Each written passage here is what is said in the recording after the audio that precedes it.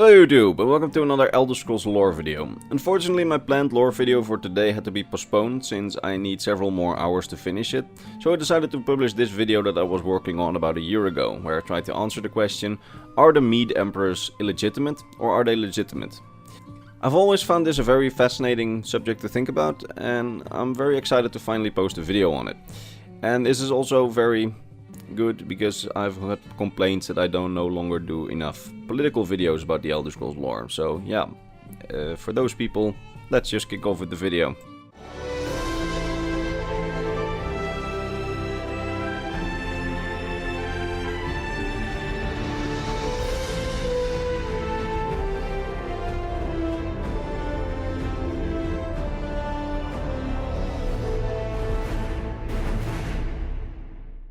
So, to determine whether the Mede emperors are legitimate, we first need to agree on a definition for legitimacy.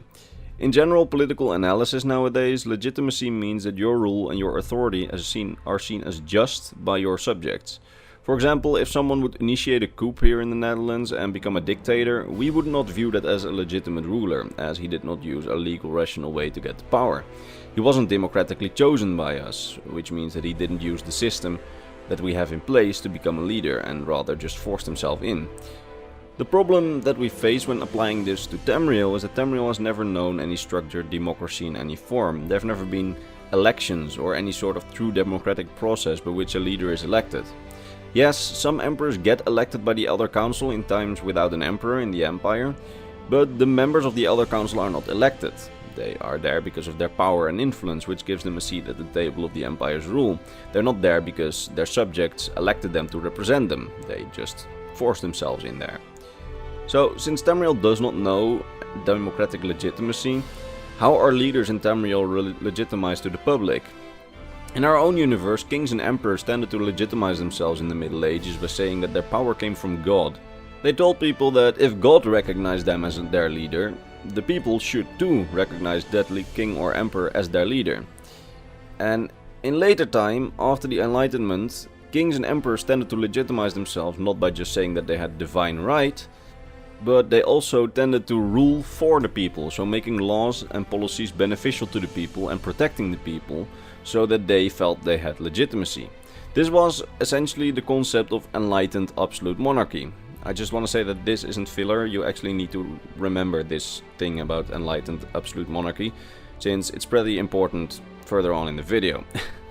So, how are leaders in the Elder Scrolls universe legitimized? Well, by a similar concept to our own universe during the medieval age, by saying that they were chosen by the gods, specifically Akatosh, because ever since Saint Alessia got blessed with the dragon blood, it's been the dragonborn emperors who were seen as legitimate emperors, because they could keep oblivion at bay by lighting the dragon fires with the Amulet of Kings. So this made it so that on Tamriel the definition of a legitimate emperor was a dragonborn emperor who could light the dragon fires. An example of that standard is Varan Aquilarius, an emperor during the Interregnum in the Second Era, who felt so insecure about their legitimacy that he wanted to do whatever possible to become dragonborn so that there would be no question about his legitimacy. So this whole power legitimized by the gods definition was a big factor in Tamriel ever since the First Era until the Third Era.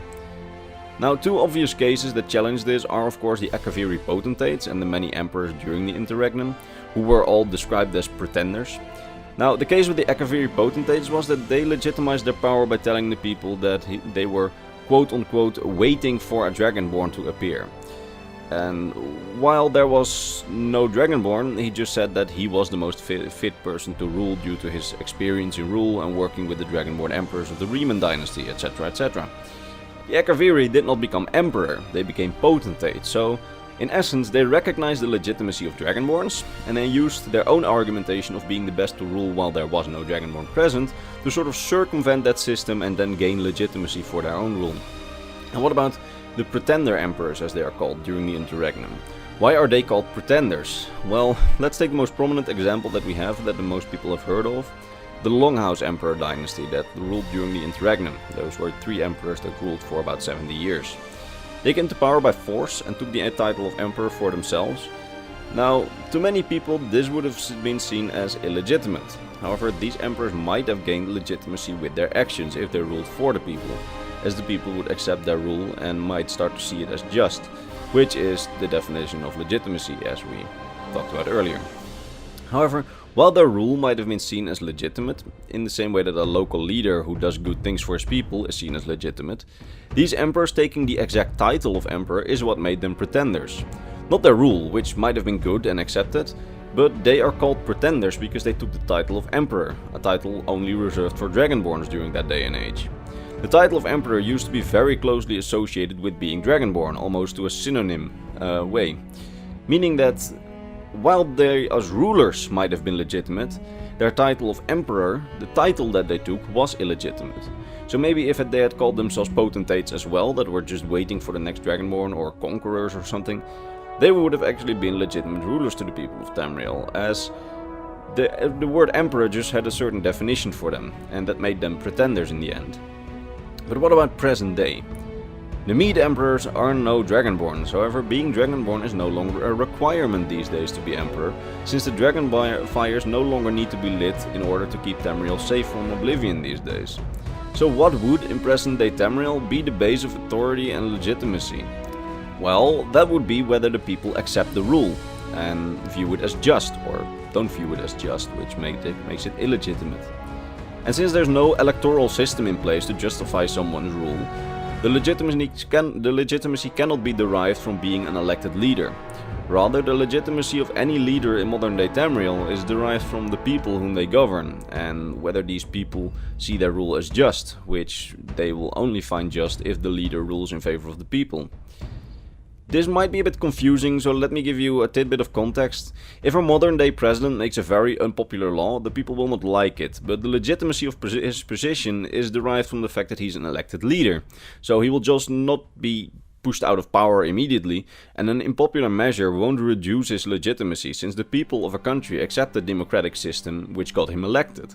In Tamriel, there's no such system, no structured way to get to power. Power is taken by influential people and by military leaders, meaning that they derive their legitimacy from their actions and not from the system which got them there, since they usually got there in a very illegitimate position, or at least the first person in a dynasty, since within a monarchy, a just and legitimate way to get to power is by just succeeding your father or whoever made you the heir. However, retaining that legitimacy would be by doing just actions and having your rule viewed as just. So the only way for a leader in post-Oblivion Crisis Tamriel to be viewed as legitimate would be because of their actions, which would be favorable to the people, which gives them the acceptance of the people and of their leadership and gives them thus legitimacy. So finally, let's answer the question whether the Mede emperors themselves are legitimate. They came to power with Titus Mede I, who reconquered Tamriel and ushered in a sort of age of rebuilding and relative peace for the humans' provinces, which he reunited, or so you could say, at least for those provinces. His rule was legitimate, and for his son, Atrebus, who would be the next emperor, he just succeeded his father, which in a monarchy, as I said before, is viewed as a legitimate way to come to power, and considering that the Mede dynasty wasn't ousted, we can assume that he and the people after him, the emperors after him, ruled in a legitimate way and retained their legitimacy through their actions. Basically that concept of enlightened monarchy that we talked about earlier. The turning point in this would be the Great War. The Emperor would sign the White Gold Concordat, which is a hugely unpopular measure, especially in Skyrim. People in Skyrim got so angry that they rebelled over it, as we obviously know. So that concludes that at least for the people that rebelled, Titus Mede II no longer has legitimate rule over them. And if the Empire conquers back that part of Skyrim but people are still dissatisfied, even if they are forced to follow Imperial law, that rule would still not be legitimate because it isn't accepted by the people. The Empire would have authority in those parts of Skyrim that are so dissatisfied that they want to leave, but they would not have legitimate authority. However, this just means that the Emperor no longer has the legitimacy of rule over the people that are so dissatisfied that they no longer want him as a leader. To the other people, for example in Cyrodiil, he might still be a legitimate monarch, as to them he rose to power in a legitimate way. He succeeded his father or uncle or whoever he succeeded or made him an heir. And since he handles according to their liking, it gives him regional legitimacy in at least Cyrodiil and maybe also High Rock and the west of Skyrim. But for the people that are so dissatisfied with his policies that they reject him as a leader and even rebel, in those regions he lost his legitimate authority, if that makes sense. So in conclusion, are the Mede emperors illegitimate? well, that's up to the people that they rule. However, the point that I tried to make in this video is that in post-Oblivion Tamriel, not being a Dragonborn is no longer a disqualifier for having legitimate rule. Your legitimate rule is derived from the fact that you rule your people in a just way and your people accept your rule. Now, don't confuse it with authority, again, because you have authority over someone if you can have them make if they do whatever you say, and you can derive that from the fact that you have a military machine behind you and such. However, legitimacy means that these people that you rule also find you a just leader. And to have that in Tamriel, to be a just emperor, you no longer have to be Dragonborn.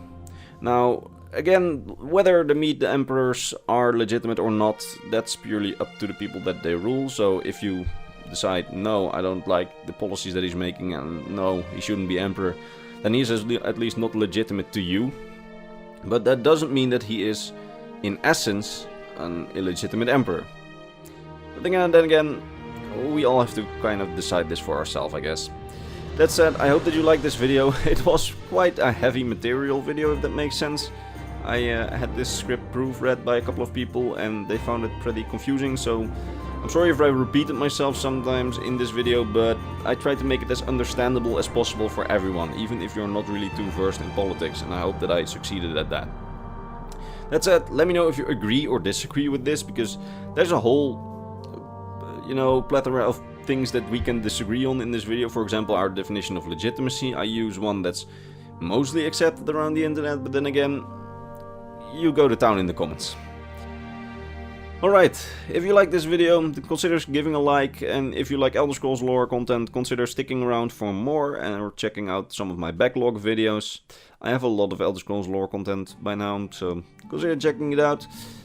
And yeah, if you want to support me in a more personal way, there is of course my Patreon. Then you can join the very beautiful people here on screen.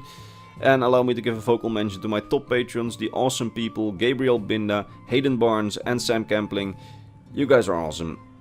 That said, I will see you all in the next video. Bye bye.